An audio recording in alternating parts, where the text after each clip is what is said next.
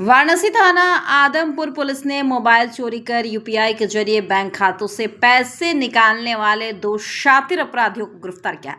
Police ने इनके पास से 9 मोबाइल फोन बरामद किए हैं। ये कार्रवाई सर्विलांस और साइबर सेल की मदद से 8 अप्रैल को मडुवाडीह क्षेत्र से की गई। मामले का खुलासा तब हुआ जब एक व्यक्ति का मोबाइल चोरी होने के बाद उसका नंबर दूसरे अपार्टमेंट में पोर्ट कर दिया गया और उसी से यूपीआई बनाकर करीब 1.5 लाख रुपए निकाल लिए गए।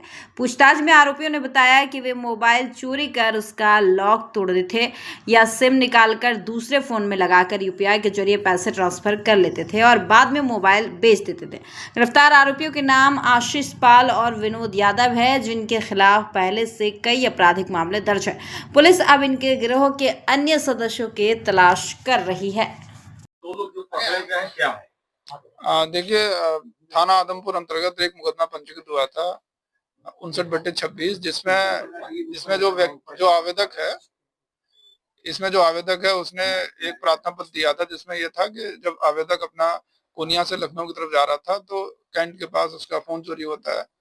फोन चोरी होने के पश्चात जब आवेदक अपना सिम को रिन्यू कराने के लिए जाता है जियो सेंटर पे, तो उसको पता लगता है कि पर्टिकुलर सिम को किसी और व्यक्ति ने एयरटेल में पोर्ट कर लिया है तथा उसके बाद उस पर मैसेज आता है कि उसके अकाउंट से ऑलमोस्ट 85,000 निकाल लिए गए हैं।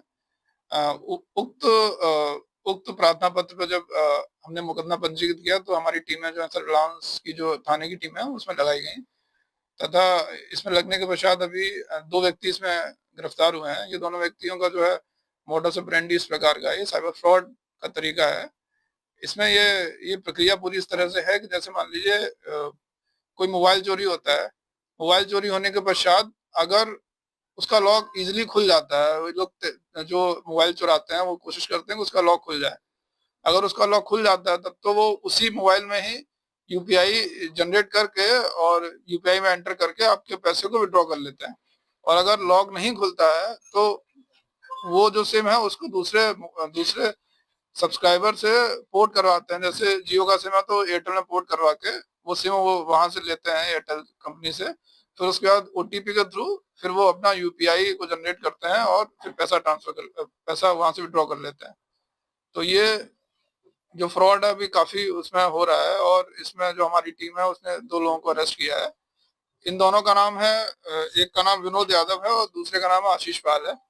इन दोनों का आपराधिक इतिहास है तथा दोनों के ऊपर गैंगस्टर भी पहले लग चुका है और इस ग्रोह में और भी अन्य लोग शामिल हैं, उनको भी पकड़ने का प्रयास किया जा रहा है। जल्दी वही पकड़े जाएंगे। अब तक कितना सर वो विड्रॉ किए हैं पैसा?